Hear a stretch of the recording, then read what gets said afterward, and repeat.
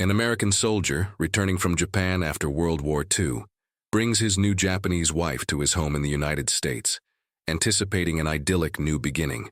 However, as he warmly says, "Welcome home," his war bride remains motionless, a heavy silence and deep perplexity marking her face. On the doorstep, she feels not only the weight of a new world, but also the immensity of an uncertain future, filled with cultural challenges, memories of a devastated past, and the invisible barrier of a language she does not yet understand, all of which contrast sharply with the innocent hope in her husband's eyes. Autumn 1946. A street in a small Midwestern American town shimmered under a pale, hesitant sun, its light catching the last, defiant gold of maple leaves clinging to branches, soon to fall onto neatly swept sidewalks. White picket fences stood like sentinels, each post perfectly aligned, freshly painted, pristine. The air smelled of wood smoke and a faint, sweet decay of dying foliage, a scent both comforting and subtly melancholic, yet utterly foreign to her. The crispness of the air bit at Hannah's cheeks, a sensation both invigorating and chilling. The very light felt different here, somehow harsher, less forgiving than the soft, diffused glow she remembered from her homeland. Hannah, still a little unsteady from the long train journey, the endless rocking of the ship across an ocean that seemed to stretch into eternity, felt the tremor of exhaustion deep in her bones. The unfamiliar weight of American shoes on her feet felt alien, clumsy, a constant reminder of the strangeness of her new attire, the stiff fabrics that chafed against her skin. As Tom, her husband of mere months, guided her up the short path to the porch, her gaze darted. The houses here were so uniform, so boxy, so permanent, each one a solid block of wood and brick standing firm and unyielding. No curved eaves, no delicate sliding screens filtering light and air, no carefully cultivated miniature gardens designed to evoke vast landscapes within small spaces. Only straight lines, predictable colors, and the unsettling silence of a neighborhood where children were indoors and nature felt tamed, confined, reduced to manicured lawns and pruned hedges. She missed the wildness of her own land, the gentle chaos of overlapping roofs, the sounds of unseen life in every garden. On the porch of one such house, a delicate hand, the skin a shade of warm ivory, tightened around the handle of a small valise. It was woven from bamboo strips and coarse cloth, a testament to materials not easily found in this land, a last tangible piece of her past, fragile and precious. A simple gold band, subtly catching the light, rested on her ring finger, a silent, heavy proclamation of her new status, her new name. Her name was Hannah Miller now. Her heart hammered against her ribs, a frantic sparrow trapped within, beating against the cage of her new reality, a reality she hadn't yet fully grasped. How did she define home when everything she'd ever known, every familiar scent, sound, and face, was thousands of miles? And a devastating war away? She had left behind not just a place, but a memory, a way of life, a very specific shade of sky, a quality of light that softened edges and blurred distinctions. She had been taught gamin, perseverance with dignity, respect for tradition, a quiet resilience. It was a philosophy that had carried her through the unyielding fires of war, through the ashes of her village, through the silent, echoing loss of her family, her mother whose gentle hands had taught her the precise art of folding a kimono, of brewing tea with reverence, her father, whose booming laughter still resonated in her mind like a phantom limb, a painful memory that both warmed and wounded her, her younger sister, Akira, whose bright, inquisitive eyes had been the last image she carried from that burning day, now a ghost in her memory. Fate, she had once believed, was an immutable river, flowing towards an inevitable destiny, a path laid out before her. Now she felt like a pebble plucked from that river, dropped into an alien ocean, the currents unfamiliar, the depths terrifyingly vast. She clung to the promise of a new life with Tom as a fragile anchor, a desperate, almost desperate hope for peace and belonging. Her doctrine was no longer philosophical but visceral. Survival, silent adaptation. Just survive. Just exist. The rumble of a passing car, a large, powerful American machine roared past. its engine a deep guttural growl, utterly unlike the quiet wooden carts and occasional bicycle traffic of her youth. It vibrated through the porch floorboards, an unfamiliar, unsettling force that made her flinch inwardly. Inside the house, she heard the rapid, jumbled cadence of English voices, a meaningless cascade of sounds that scraped against her ears like stones. The overwhelming quiet of the suburban street, punctuated by these alien noises, was a stark contrast to the once bustling sounds of her Japanese village, now a ghost in her memory, silent as the grave. She looked at the uniform houses, their manicured lawns, the abundance that seemed to overflow from every corner of this land, a bounty she knew so many in her homeland still yearned for, and a pang, sharp and unwelcome, pierced her. It was a world apart from the rubble and scarcity she had left behind, a chasm of experience she knew she could not explain, could not even begin to bridge with words. She caught the curious, sometimes overtly wary, glances of unseen neighbors from behind net curtains, feeling their eyes upon her, dissecting her, judging her. The air, too, smelled foreign, a sharp, clean tang of pine from a household cleaner that made her nose crinkle, a sweet, heavy aroma of something baking, totally unlike the earthy, familiar smells of rice and miso, tatami mats, wood smoke, and damp earth that had defined her existence.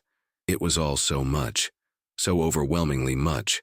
The very air felt thick with strangeness, pressing in on her, making it hard to breathe.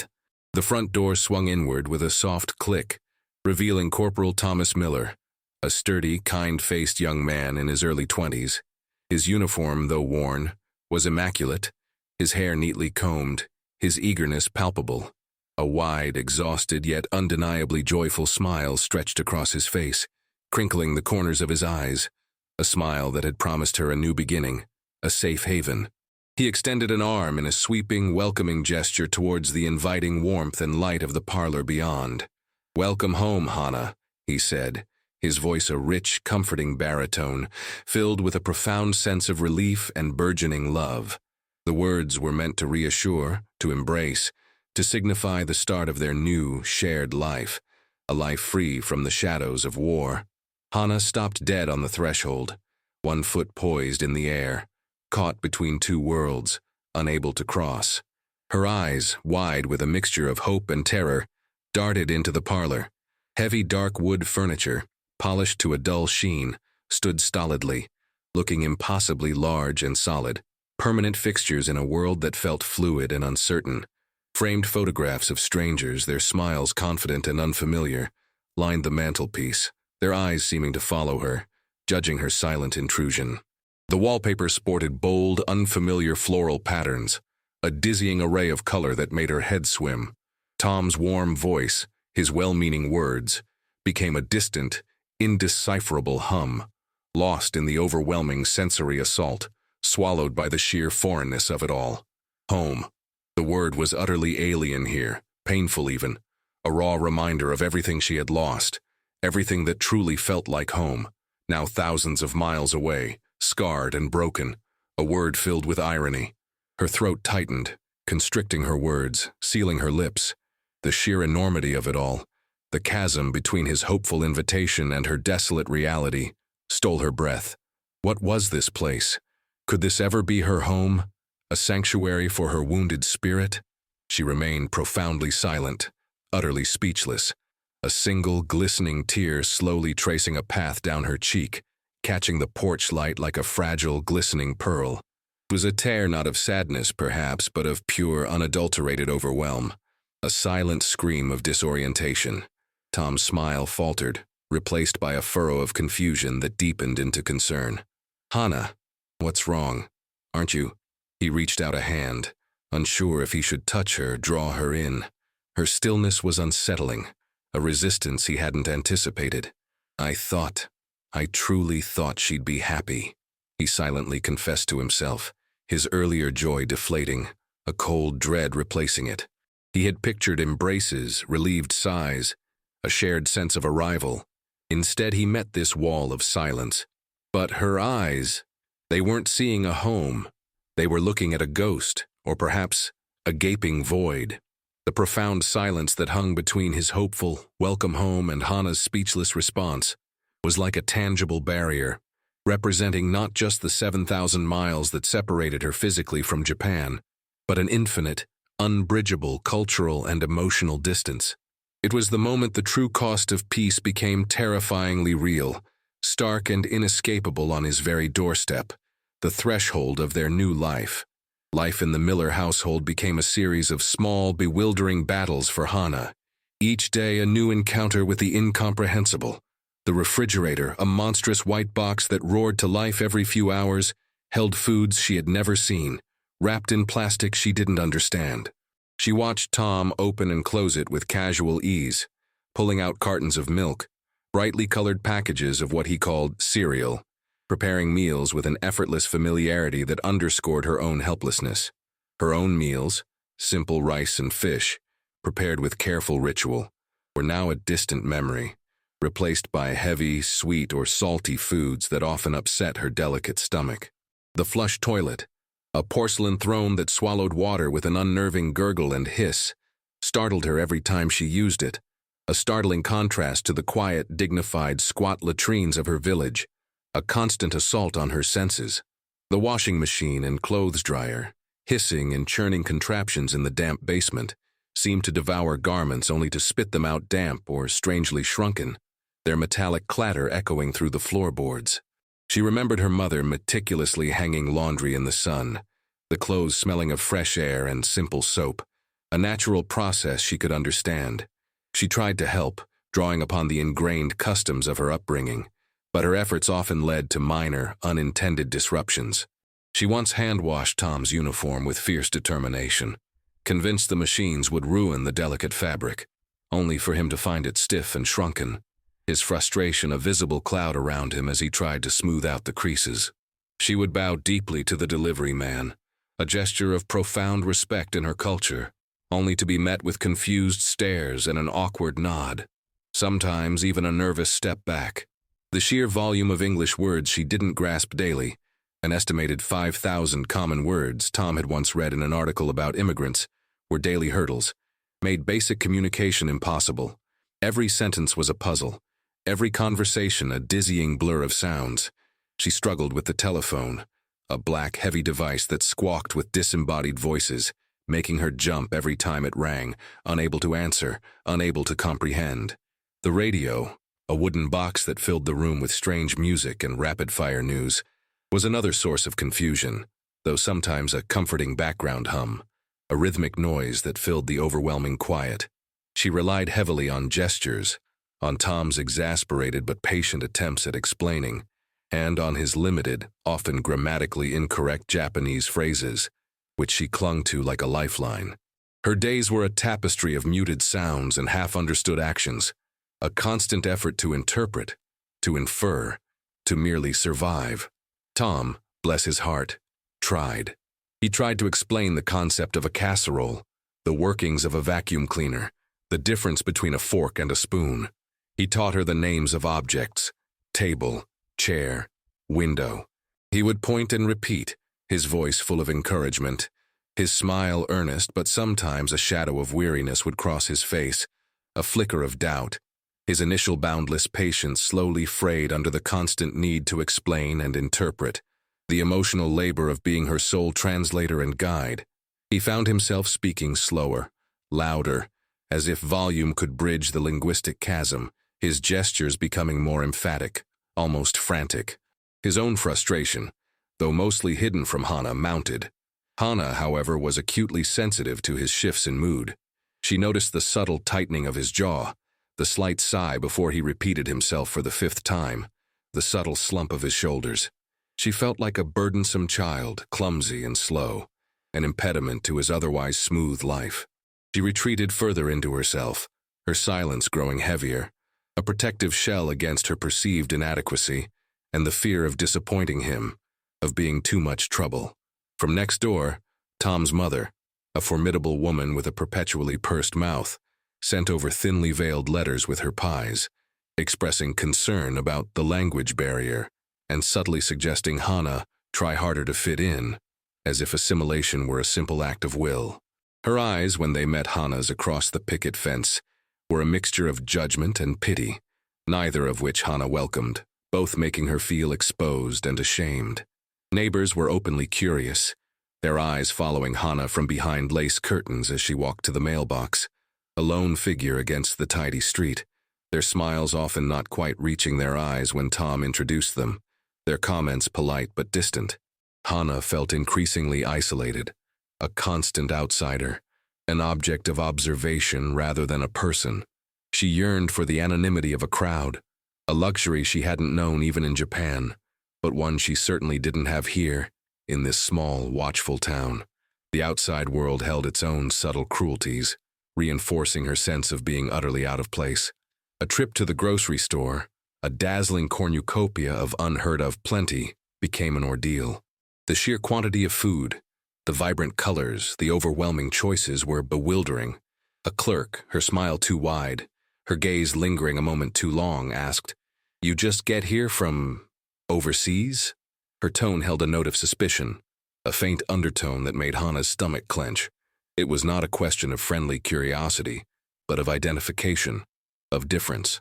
A child in the park, clutching a brightly colored ball, pointed, asking her mother, "Why do her eyes look different, Mommy?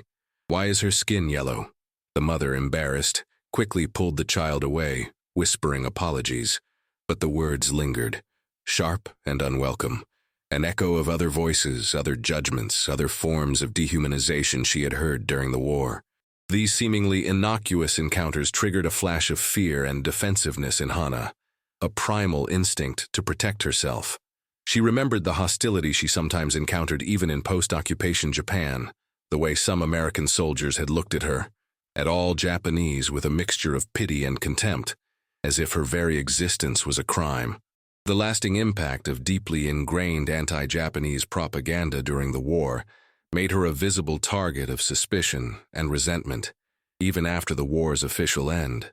She was an embodiment of the recent enemy, her very presence a reminder of a conflict many wished to forget, or to remember only as a clear-cut victory over an evil foe.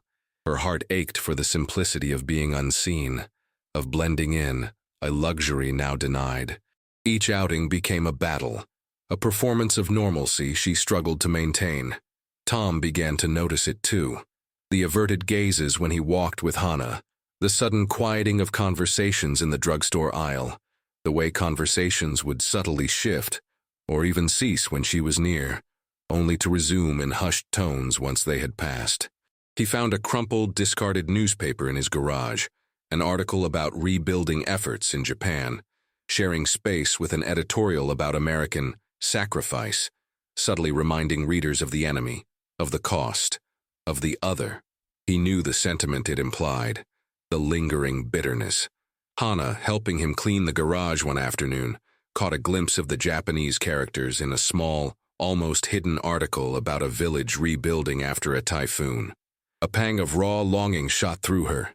She snatched it up, her fingers tracing the familiar script, the curves and lines a comforting balm to her eye, a momentary connection to home. But it was only a fleeting comfort. Tom saw the momentary spark in her eyes, quickly extinguished when she realized it wasn't a message from home, but just another reminder of the chasm that separated her from everything familiar. He became increasingly defensive of her, his anger simmering just beneath the surface. Whenever he caught a subtle glare or heard a hushed whisper directed her way, he began to see the war's shadow extending into their supposed peace, infecting their new life, a pervasive unseen enemy. He felt a growing anger at his community's prejudice, but also a profound helplessness in shielding her entirely. How could he fight an enemy that wasn't a uniform, but an insidious idea, an unspoken resentment woven into the very fabric of daily life, into the fabric of American society itself? The nights were often worse than the days, when the world quieted and her own mind became her tormentor. Hana would wake in a cold sweat, her breath catching in her throat, her body trembling uncontrollably, whispering Japanese words Tom didn't understand, words of fear, loss, and names he couldn't place. Akira, Obasan, Yume. Her nightmares were vivid, brutally real, unbidden replays of her personal hell. She saw the flash of fire, the collapsing beams of their family home, the desperate scramble through smoke and dust. She saw Akira's small hand slip from hers, her wide, terrified eyes staring up at the burning sky, a memory that tore her apart anew each night. She saw the unseeing faces of the dead, their silent accusations, their still forms scattered like discarded dolls. She saw the mushroom cloud blooming in the distance, a horror too vast to comprehend. An image burned into her mind like a brand. She clutched a small, intricately carved wooden doll, its once vibrant kimono now faded, its face smudged with what might have been ash or the accumulated grime of war. It was her only remaining link to her past, a hidden memento, a gift from Akira, her younger sister, lost in the bombings. The doll had splintered edges, tiny burn marks that only she could feel in the dark, silent curves she would trace with her thumb, drawing comfort from its familiar form. The devastating casualty count and widespread destruction in Japan, the firebombing of cities, the atomic bombs, were not just historical facts she had read about in censored newspapers, distant tragedies. They were living realities that still shaped her every waking moment, feeding her anxiety and survivor's guilt, a constant thrum beneath the surface of her new, outwardly peaceful life. The images flashed in her mind, unbidden, the screams, the smoke, the deafening silence after. Tom tried desperately to comfort her during these night terrors, holding her close, stroking her hair, whispering soothing words in English that she couldn't understand, yet found some comfort in the rhythm, in the warmth of his presence. But her grief and fear were beyond his understanding, beyond the reach of his soothing English words. He felt useless, impotent, a soldier who could fight a tangible enemy but was powerless against the ghosts that haunted his wife, ghosts that spoke a language he couldn't comprehend. He realized there was a deep well of pain within her, a past he could not access, making him feel profoundly helpless and alienated from the woman he loved. Her silence, he understood, was not just about language, but about an unspeakable trauma, an abyss of memory that he, a man who had fought in the same war, could not fully comprehend, could not even begin to bridge, no matter how hard he tried. He often lay awake beside her, listening to her quiet sobs, his own mind replaying the horrors he had seen in Europe, the faces of comrades lost, feeling a kinship of pain, yet separated by their inability to truly share it, to articulate their individual suffering. One evening, after another particularly harrowing nightmare, Hana had inadvertently left her valise slightly ajar on the floor beside their bed. A faded, creased photograph had slipped out, landing face down on the polished wooden floorboards, a silent testament to a life that once was. Tom, getting a glass of water from the kitchen, noticed it on his return. He picked it up, his brow furrowed with concern, and turned it over. It was a picture of a Japanese family, smiling, standing in front of a traditional wooden house, its elegant lines and sliding doors so different from his own sturdy, square home. A younger Hana, radiant, stood among them, her smile unrestrained, joyful, a lightness about her that was heartbreakingly absent now. His heart twisted with a sudden sharp ache. He looked at the doll she still clutched in her sleep, saw the small, intricately carved face, the faded silk kimono. He heard her stir, her soft, mournful whispers in Japanese, Obasan, Otosan, Akira. The names, spoken in sleep, were a sorrowful litany, a lament.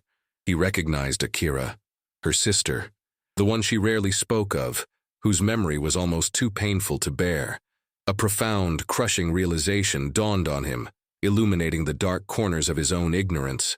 Her silence wasn't defiance, wasn't weakness, wasn't an inability to adjust.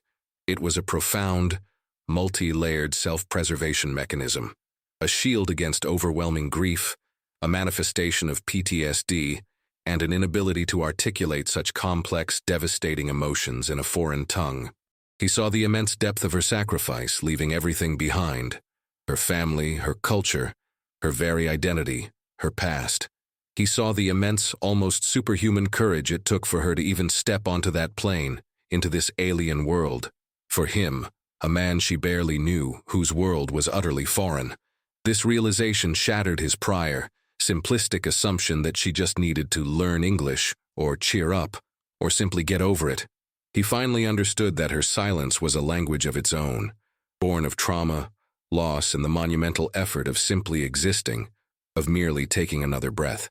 He saw her not as a problem to be fixed or a puzzle to be solved, but as a survivor of unspeakable hardship, a woman who had endured more pain than he could ever fathom, and still chosen to come to him, to seek a future with him. A wave of shame washed over him, for his own ignorance, for his own simplistic expectations, for the frustration he had sometimes allowed himself to feel. He felt a deep, wrenching empathy, recalling the ache of his own losses. His father, gone to the hunger of the Depression, his older brother Jack shot down over Germany. He understood the void. He understood the ghost of a smile in a faded photograph. Their wounds, though different, stemmed from the same war, the same human capacity for destruction and loss. The psychological burden on Hannah was immense. Every day was a tightrope walk across a cultural chasm, a constant vigilance required to navigate a world that made no sense. She found herself trying to decipher unspoken rules, social cues that were utterly foreign, like navigating a dense fog without a compass.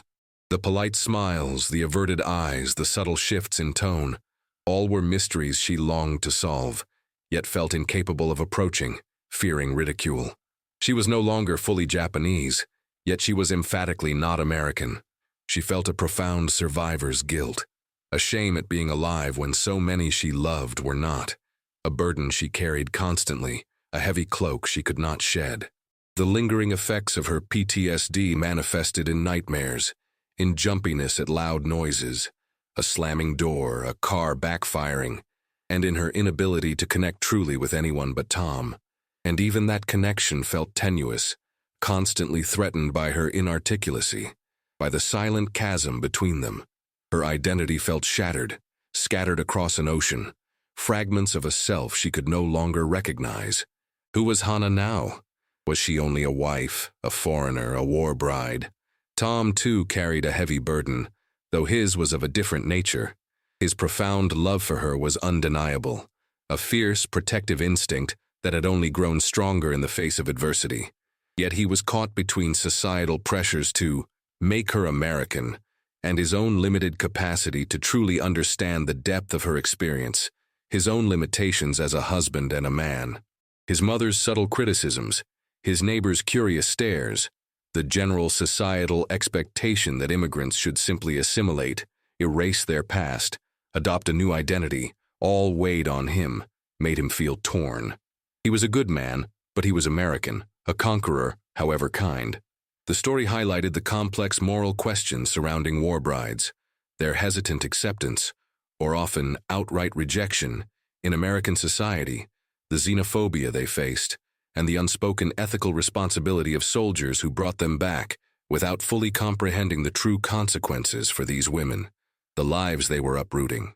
There was an unspoken contract of marriage forged under extraordinary, often desperate wartime circumstances, a contract whose terms were now being tested daily, not in courtrooms, but in the quiet, desperate moments of a newly wedded life, in the everyday struggles for understanding.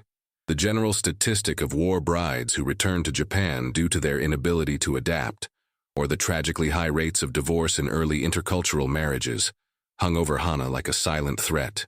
She had heard whispers from other women on the ship, seen the haunted looks in their eyes, the quiet despair of those who had realized their mistake too late. She felt this pressure acutely, fearing she might become another such statistic, that her continued silence, her inability to express herself, to communicate the depth of her love and gratitude for Tom, the pain that still gnawed at her, the fear of failing him, was actively contributing to this potential outcome, threatening to break Tom's love, the one fragile thing she had left in this new, bewildering world. She feared she was a burden, a constant source of trouble, a weight that would eventually crush his affection. She feared her very presence was a wound in his peaceful American life, a constant, unwanted reminder of the war he had fought so hard to put behind him. This fear fueled her silence, creating a vicious cycle of isolation. One frigid afternoon, a particularly harsh winter storm howled outside, mirroring the turmoil within their small home. Snow lashed against the window panes, blurring the lines between house and world, muffling all sound, creating an enclosed, claustrophobic atmosphere. Tom found Hana huddled by the cold window, the wooden doll pressed to her cheek, her shoulders shaking with silent sobs that seemed to vibrate through the very air. The photograph of her family lay beside her on the sill, a fragile rectangle of memory, illuminated by the gray, wintry light. He sat down beside her, not saying a word, just sitting, his warmth a silent, steadfast presence against the biting cold, a silent anchor in her storm. The grandfather clock on the mantelpiece ticked loudly, its rhythmic beat filling the unnatural silence, counting the moments of her despair. After a long while, he gently took the photograph from her trembling hand, then the doll, and placed them carefully in her lap, his touch light and reassuring. He watched her for a moment, waiting for her breathing to steady, then spoke, his voice low and steady, carefully enunciating each word, as if each syllable carried immense weight. "Hana," he said softly, his voice cutting through the quiet. I don't understand the words you speak, not most of them, not yet." He took a breath, letting the admission hang in the air. "But I understand. You. I see you." He paused, taking another deep breath, his gaze unwavering, meeting hers directly, holding her fractured attention. "My own family. They're all gone too. My father, lost to the hunger of the Depression, a kind of war in itself. My older brother Jack shot down over Germany, a telegram his only memorial. I came back to an empty house. This house. I understand what it is to lose everything, to feel like a ghost in your own life, walking among the living but not quite alive."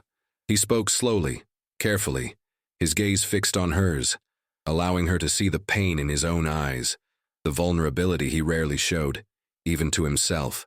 Show me a word, any word, in Japanese. Teach me." He reached out and gently squeezed her hand, his palm warm against her cold skin. "Don't be afraid, just one word, Hana. For me." Hana looked at him, her eyes, usually downcast or filled with a distant sorrow, now focused, searching his face, seeing past the uniform, past the American. She saw not pity, but empathy, a shared vulnerability she hadn't dared to hope for, a bridge forming between their private traumas. He wasn't asking her to be American.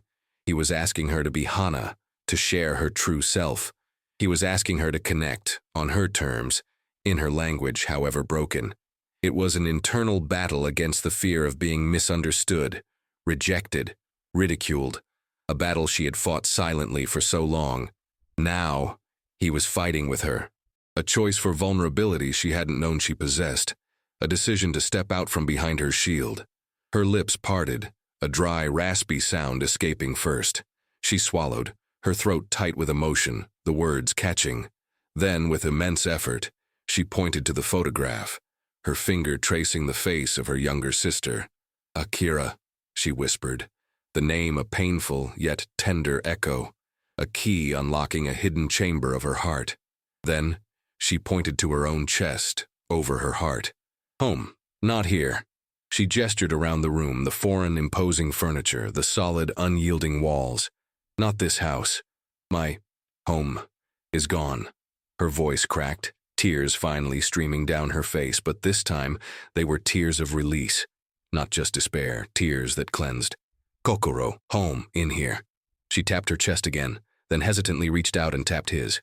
"For you, my Kokoro, with you, but my home, my real home. It is gone, and it makes me so lonely." The last word, lonely, was pronounced with a heavy Japanese accent, but it was English. It was a choice, a profound, courageous decision to break a piece of her silence, to reach across the chasm, to offer him a glimpse into the vast, aching landscape of her heart, to reveal her deepest wound. Tom's eyes softened, blurring slightly with his own unshed tears. He understood. Not every word, perhaps, not the precise translation, but the essence. The immense aching loneliness, the home not found in walls but in the heart, and the heartbreaking loss of a past irrevocably gone. He understood the meaning of kokoro, of spirit, of heart. He gently took her hand, the one not clutching the doll, and brought it to his lips, kissing her knuckles, tasting the salt of her tears. A silent vow. "My kokoro too, Hana," he murmured, his voice thick with emotion, his own eyes glistening. "My Kokoro is with you, always. We will build a new home, here, together." The physical space around them seemed to soften, the alien quality of the house diminishing slightly as a fragile yet incredibly strong bridge was built between them, a bridge woven from shared vulnerability and dawning understanding, a promise of shared future. Hana didn't magically become fluent, nor was she fully integrated overnight. The language barrier didn't disappear, nor did the memories of war or the sharp pangs of homesickness. But that day, a seed was planted, nurtured by Tom's unwavering empathy, his quiet act of understanding. She began taking small, consistent steps towards adaptation, each one a testament to her quiet resilience, her profound inner strength. Every day, Tom would patiently teach her a new English word, carefully written on small cards he fashioned from old envelopes, explaining its meaning with gestures and simple sentences, his smile returning, now tinged with a deeper understanding. And she, in turn, would teach him a Japanese one, giggling softly when he stumbled over the pronunciations, his clumsy attempts at arigato and konnichiwa, bringing a rare, genuine smile to her face, a sound he treasured. She cautiously began to explore the kitchen, no longer a terrifying labyrinth of unfamiliar contraptions. With Tom's help and his mother's begrudging but slowly softening advice, she painstakingly recreated a simple miso soup, its familiar, comforting aroma filling the foreign house for the first time, a small victory that brought tears to her eyes, a taste of home in a new land. Through Tom's quiet efforts, he connected her with the local librarian, a kind woman named Mrs. Peterson, who had a network of other war brides in neighboring towns. Hana, hesitant at first, found a vital sense of camaraderie. At their weekly tea gatherings, amidst the clinking of teacups and the aroma of unfamiliar cookies, they shared stories of bewildering grocery stores, confusing customs, and the aching loneliness of being so far from home. Their shared experiences were a balm, a thread connecting them across the vastness of America, reminding them they were not alone. Her deep-seated silence didn't vanish, but it transformed from an impenetrable wall into a reflective pool, capable of expressing nuanced emotion through her eyes, her gestures, her newly acquired words, slowly building sentences, then paragraphs, beginning to tell her story. Tom, in turn, learned profound patience, unwavering understanding, and became her steadfast, informed ally, her bridge to a new world, a world he now saw with new eyes, through her perspective, enriched by her experiences. Their connection deepened, built on shared vulnerability, on the understanding that love was not about erasing the past, but embracing its shadows alongside its light, weaving them into a new, complex tapestry of shared existence. Their story, initially fraught with immense hardship and misunderstanding, became a quiet testament to resilient love, the enduring power of empathy, and the complex, beautiful act of bridging cultures. They didn't erase their pasts. Instead, they learned to integrate them, their Japanese memories and American dreams forming a unique narrative, a rich blend.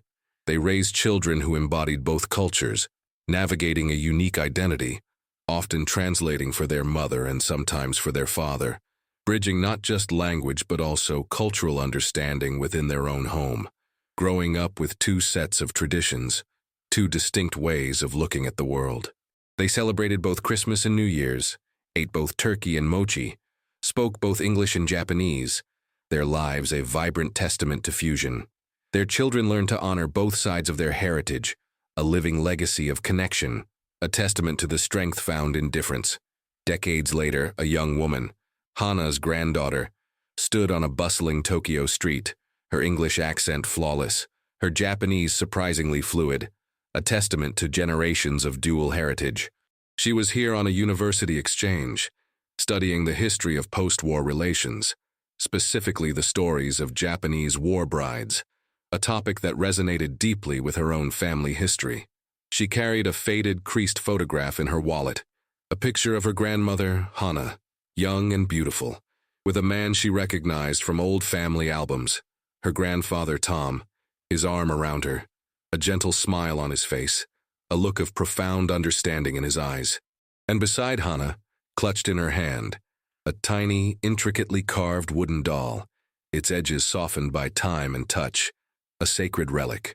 Her grandmother had passed away years ago, a quiet, dignified woman who had learned to laugh easily, whose eyes still held a lingering depth, a testament to a life lived bravely across two worlds. Her grandfather Tom had often spoken of their early struggles, always with a deep tenderness for Hannah's quiet strength, for the courage it took for her to choose him, choose this life, and build a family despite all odds. His welcome home had been met with silence, but through a lifetime of shared understanding, they had built a home not just within four walls, but within each other's hearts, a home that transcended language, culture, and the lingering scars of war. The echoes of Hannah's silent journey rippled forward, creating a richer, more compassionate understanding of belonging, teaching her granddaughter that true home is not a fixed address or a shared language, but the courageous act of finding belonging in shared humanity, even across the deepest cultural divides and the lingering wounds of war. In a world still grappling with profound cultural divides, the echoes of past conflicts, and the silent struggles of those seeking belonging, what acts of empathy and understanding are we truly called to make, especially when words alone are insufficient? This story of a silent war bride and a patient soldier is a testament to the enduring power of love to bridge the seemingly unbridgeable, to transform silence into understanding, and to build a future from the ashes of the past.